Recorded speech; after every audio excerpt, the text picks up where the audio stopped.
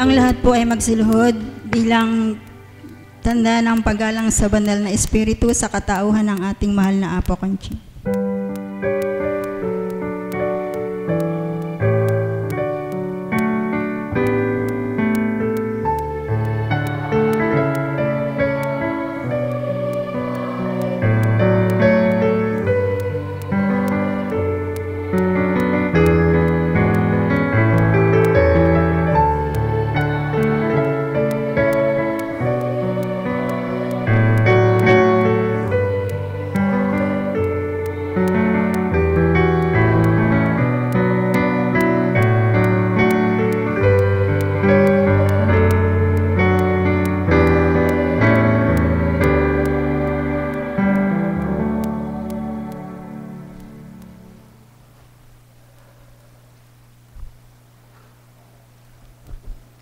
Sumainyo ang kapayapaan, kay buti ng Ama, kay dakila niya.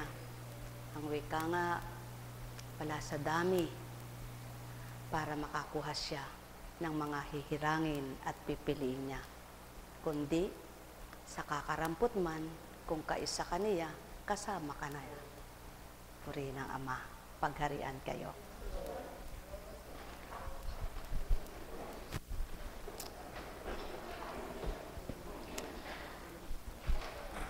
Habang nananalangin po, pinaramdam ang aking sikmurang makasim-kasim. Sabi ko, Ama, bakit po gayon? Anak, ito po dinadatal ng Espiritu. Diba ka tumikim ka nung pandesal. Pag nilayan mo, anak, pare-parehas na pandesal ang tawag, ngunit may nakakaasim na sikmura. Mayroong hindi. Pare-parehas na tasting tinatawag, ngunit mayroong nakakaasim ng sikmura. Mayroong hindi. Oo nga naman po, sapagkat nung minsan, may nabiling tasty na kinain ko'y parang umasim ang sikmura ko. At ngayon naman, yung pandesal masarap, pero parang nakapangangasim-ngasim ng sikmura. At ito po ang binahagi. Iyaan anak ang katotohanan. Sa mga tinapay, kahit nakabubusog yan, at pare-parehas na tawag sa kanila ay tinapay, pandesal, pare-parehas pandesal, ngunit may kakainin nga ang tao na sa sarili nila'y kumukontra sa sikmura, umaasim. Ngunit alam mo ba anak, ang salita ko kahit na sino at kahit kailan kainin, walang mangangasim na sikmura. Sapagkat lagi itong nakapagpapasigla ng sikmura nyo. Sapagkat ang isip nyo'y nilalaro ko. Ang isip nyo'y binibigyan ko ng malawak na pangunawa, pinapatag ko at binibigyan ko ng kapanatagan, ng kapayapaan. Kaya't ang taong masikmurain, ang taong laging may spasm na tinatawag, acid, kapag ka laging stress yung isip, laging overpatig, laging kahit na kumisan walang kainin, nagsisikmura. Kahit walang kinaing mga bagay na sinabayan pa niya ng pag-iisip, di makatulong. Kaya kumisan, mayroong sa sikmura tumatama. Mga minamahal, paano mo nga bang huhulaan kung alin ang makakapagtibay ng katawan mo? Paano masusuri ng tao kung ano makapagpapalusog ng katawan mo?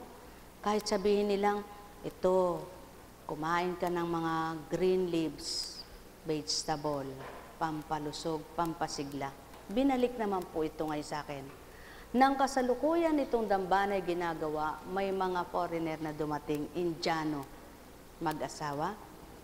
Apo Conching, ako po ang kinakain ko na lamang ay puro vegetable. Pero, bakit may diabetes ako? At may kolesterol? Pinaliwanag po sa kanya sa pamamagitan ng Espiritu. Kaya, ngayon pinagtanto At ito po ang sinabi ng Espiritu.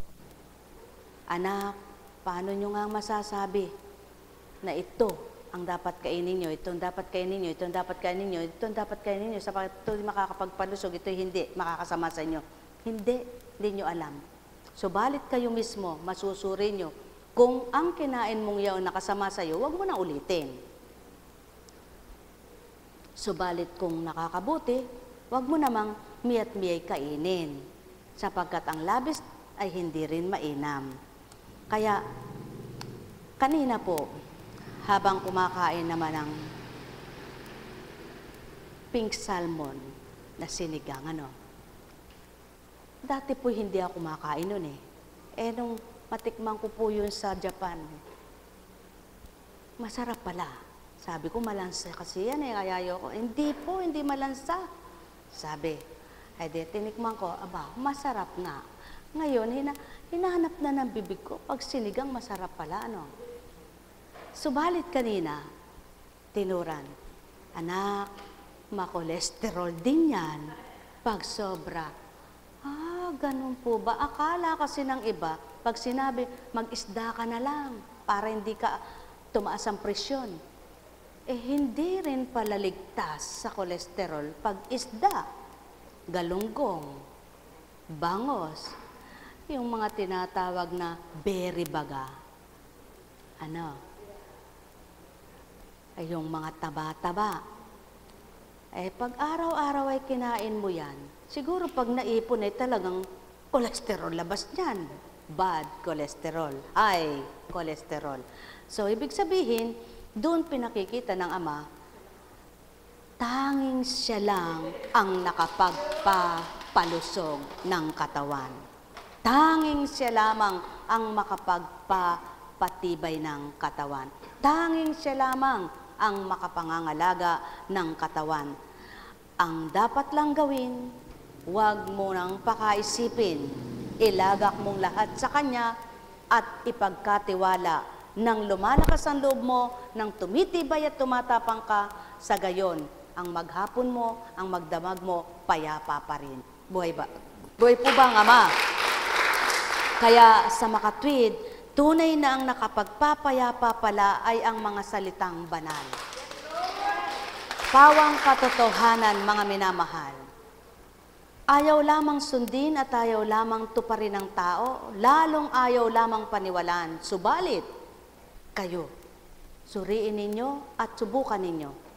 Sa maghapon, pag nilayan mo'y salita ng Ama, inililihis yung isip mo sa mga magugulong pag-iisip, inililihis ang isip mo sa mga masasamang pag-iisip, inililihis ang mga isip mo, ang pag-iisip mo sa masasamang mga kaganapan, at inililihis ang isip mo sa mga problema mong dinadala.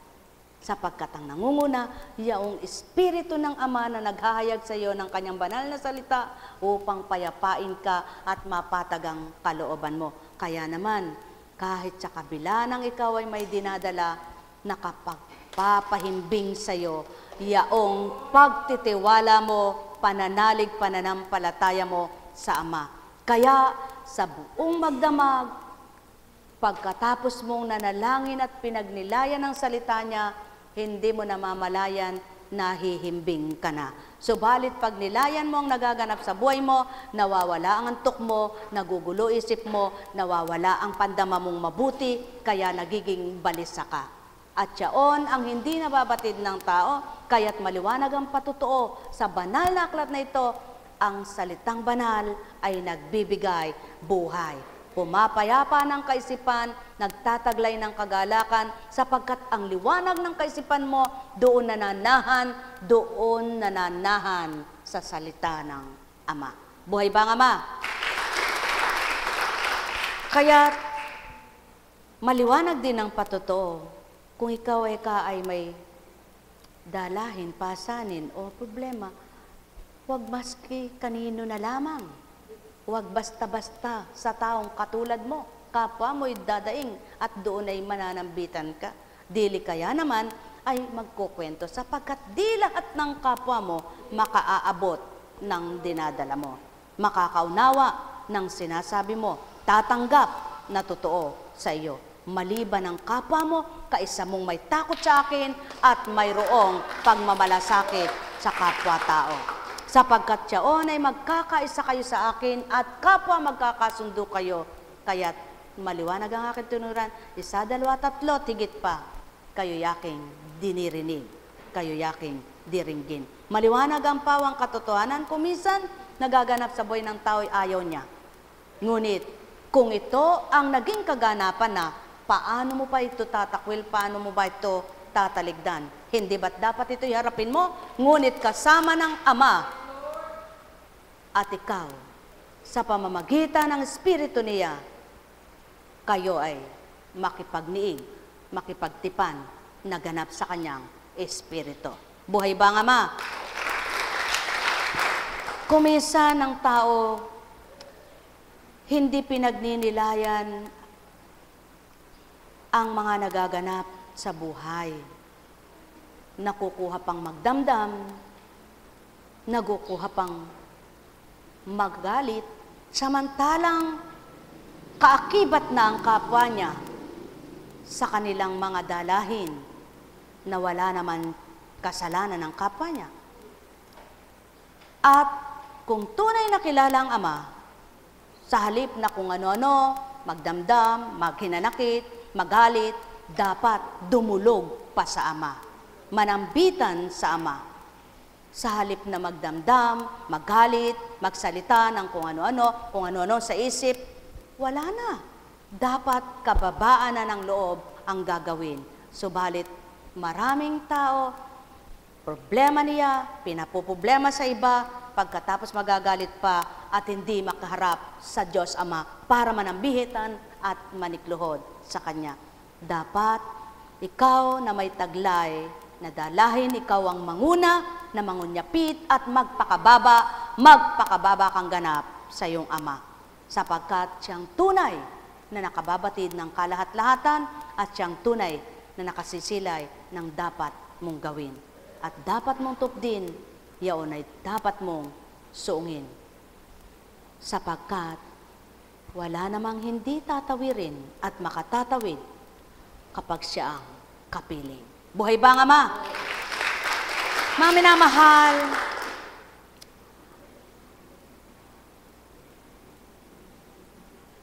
paano ba lumalakas ang spirito ng tao?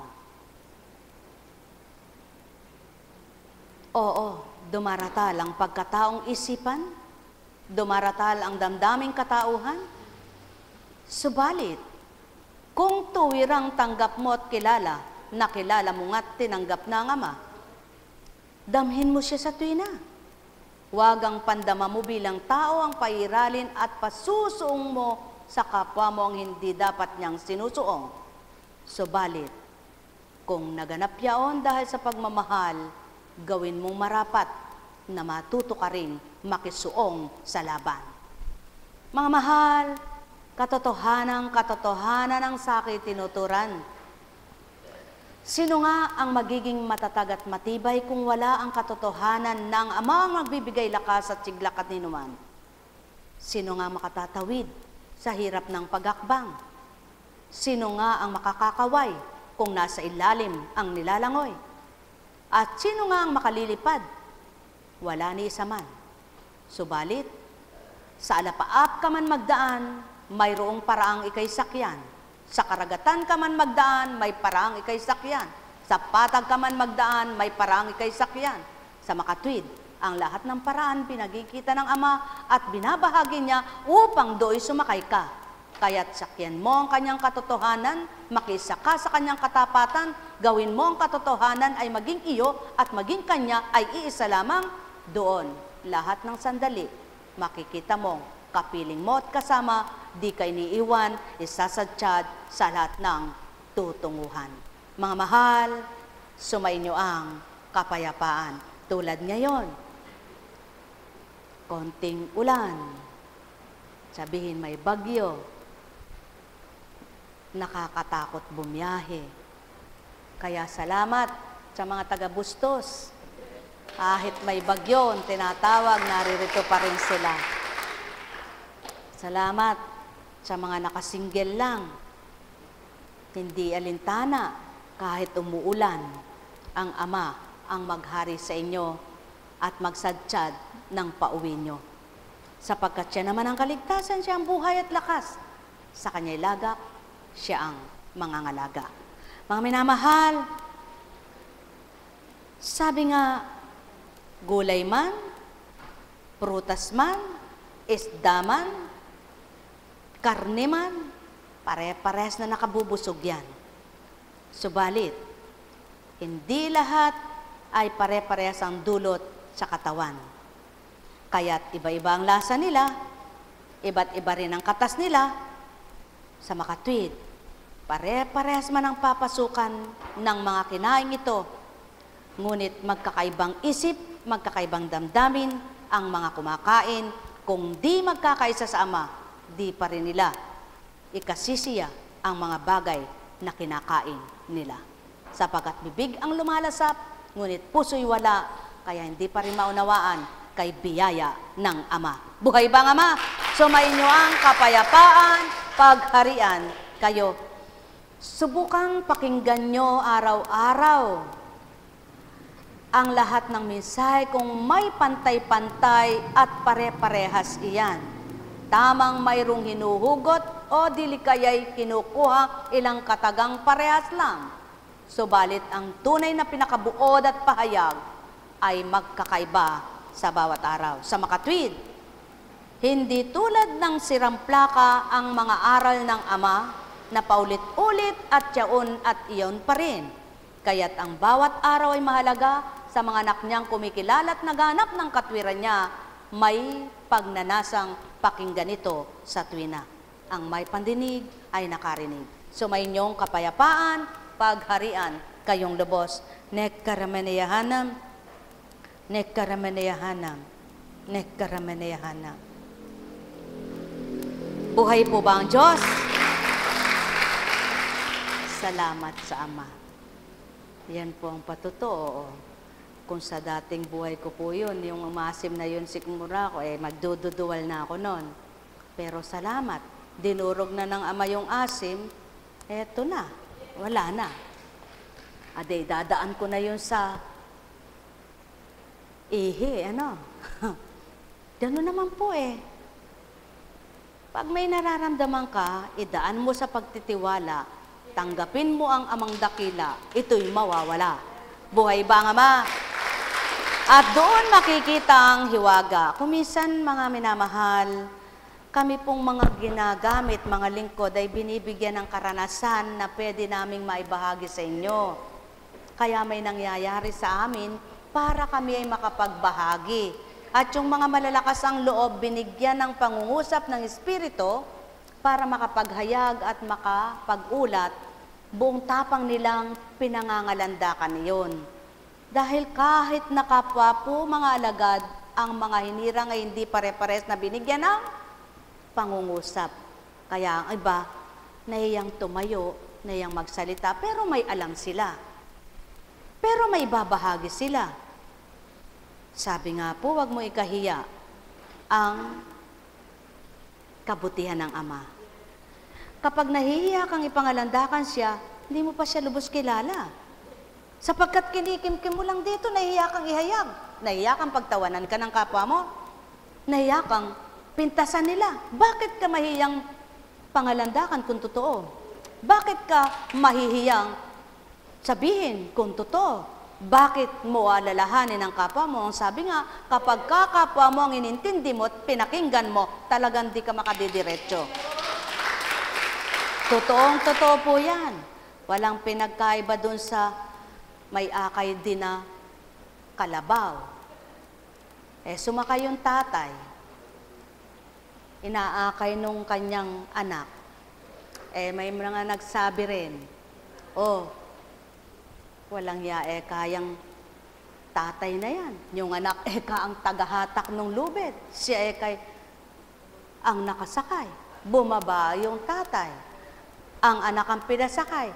Nakita naman na namang mga walang kayong anak na yan. Pinabayaan kayong tatay na naglalakad. Bakit hindi siyang pinasakay? Sabi nung mag-ama, Anak, wala na tayong ginawang tama sa mga tao. Lahat na lang ng ginawa natin mali. Tayo nga ang dalawa, ang magkarga na lang humatak. Sabi na naman, katatanga ng mga manayan. Ba't gusto pa nilang humatak kaysa sumakay sa kalabaw? Sabi ko na sa'yo, anak, wala tayong gagawing totoo sa tao sa pananaw nila. Sapagkat yung para sa atin ay tama, para sa kanila ay hindi. Ngayon, pag pinakinggan natin sila, tayong nakakaalam ng ating ginagawa, wala silang pakialam sa atin. Sapagkat, kung tayo ay nasasaktan, hindi naman nila tayo tutulungan. Kung tayo ay magugutom, di naman nila tayo bibigyan. Maliban ng Ama, siyang pakinggan natin. At yung kapwa nating katulad, ang ating damdamin. Kaya sila na lang ating pakinggan. Wala na tayong pakialam sa mga chismoso na yan. Kaya nagdesisyon yung mag-ama, isoga na lang natin anak ng mga inaina siya. At tayo naman dalawa ay magmahalan. Kaya silang mag-amay nagmamahalan at yung kalabaw ay pinakain na lang sa bukid. Hindi sila nahirapan. Ganyan ang Ama. Pag nasumpungan mo siya, ituturo sa inyo, anak at magulang, kung anong dapat gawin. Ngunit dapat naroroon ang pagmamahala ninyo upang anuman ang inyong ginagawa, di nahihirapan ng loob nyo at di nasasakitan ng isip nyo sapagkat kapwa kaisa kayo. Ngunit kung magkataliwas ang ginagawa nyo at isip at damdamin nyo magkaiba, hindi pa rin kayo magkakasundo tulad ng mga taong walang inalam kundi magsalita sa kapwa. Buhay ba ang Ama? Kaya nagdesisyon ng Ama, anak, kaya mo na rin naman, pahapon na, kunin mo na yung kalabaw. At ako naman ay dito sa bahay. Kinuha ng anak ang kalabaw. Busog ang kalabaw, naakay, pag-uwi, malinis ang bahay. Sabi ng Ama, tingnan mo nga anak, hindi tayo sabay umaalis, parehas tayong may ginagawa, parehas na may pakinabang ang ating ginawa, parehas tayong kalugod-lugod sa pananaw ng Ama. Ngunit kung hindi tayo maghihiwalay at lagi tayong magkasama, wala tayong mabubuong gagawin sa bawat isa. Yan ang katotohanan. Dapat ang anak at ang Ama ay parehas na gumawa sa pamamagitan ng Espiritu na pinamahagi sa kapwa ng naging anak na ibinaba. Kaya naman, ang anak ay may nagawa, ang Ama ay may nagawa dito sa lupa. Buhay ba ang Ama? Mga minamahal, isang parabola ang aking binahagi, subalit pawang katotohanan. Kalabaw na matibay, isoga mo sa araw, ulan at arawin, matatag pa rin ang katawan. Bakit di tatatag din ang katawan mo sa tag-ulan at tag-araw kung kasama mo'y Ama mo? At yan ang pawang katotohanan, kapag kinilala mo ang Ama mo, tinanggap mo ang Ama mo na nagpapatatag, nagpapatibay ng kaloob at kaisipan mo, kailanman ay hindi ka magugupo ng mga dalahit pasanin na naiyatang sa iyo. Di mo ginusto, naganap sa iyo. Ginusto mo, ginawa mo. Ama pa rin nakababati dito. Ang pinakamahalaga sa ginawa mo, wala kang magiging kasalanan sa pananaw niya. Kundi ang ginawa mo, pagmamabutit, pagmamagandang loob, ikaw rin ay gagawaran ng kagandahang loob ng Ama mong sa iyo'y nakasisilay sa mabuti mong ginagawa sa kapwa. Pagharian kayo, mga minamahal ko, sa pangalan ng Diyos Ama, Diyos Anak, Diyos Espiritu Santo, magsihayo kayong may galak sa puso nyo, matigib kayo ng kasiyahan at pag-asa, liwanag ay kamtin nyo na walang kamatayan na maghari sa inyong katawan, at ang pagpapala ng Ama sa inyo ay dumatal. Pagpalain kayo. Buhay ba ang Ama? Desagana kayo ngayon. Unahin natin ang pamumukadkad. Alam kong may magagawa ang Ama. Laki na. Alam kong may magagawa ang Ama, pagkat winika niya, manalig ka na. Bawat araw ako sa inyo naghihintay.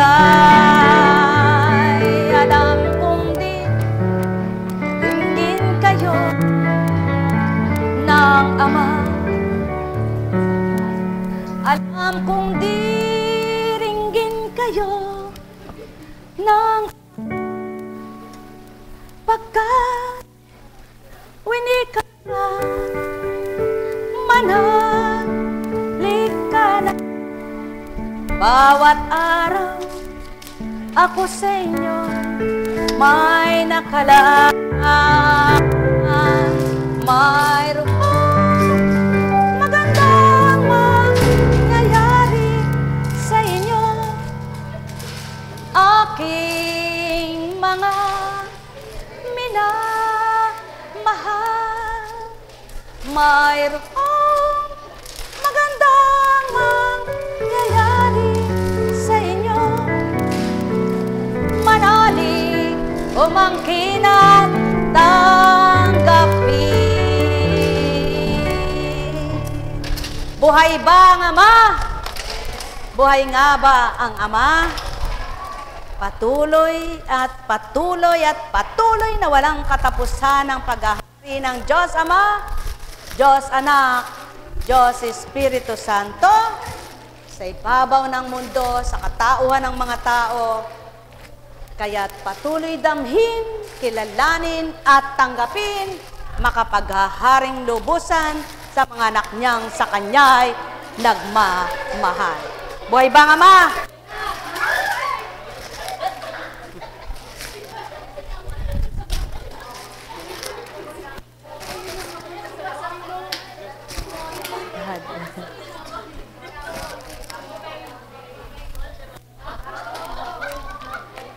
Putol-putol.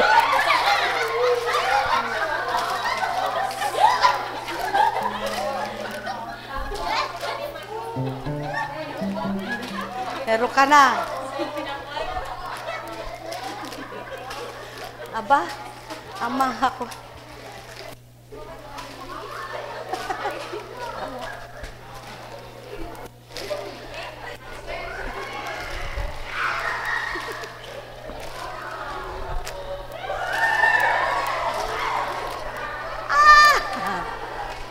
Purihin, purihin, purihin ang Ama. Pagbigyan niyo na po ang mga choir. Baka hindi sila makaawit, kundi sila makakain ng monte. Ay, Diyos ko. Tayo na po. Buhay po ba ang Diyos? O de nakaraos ng maluwalhati? Hindi kayo nasubukan. Pagpalain kayo.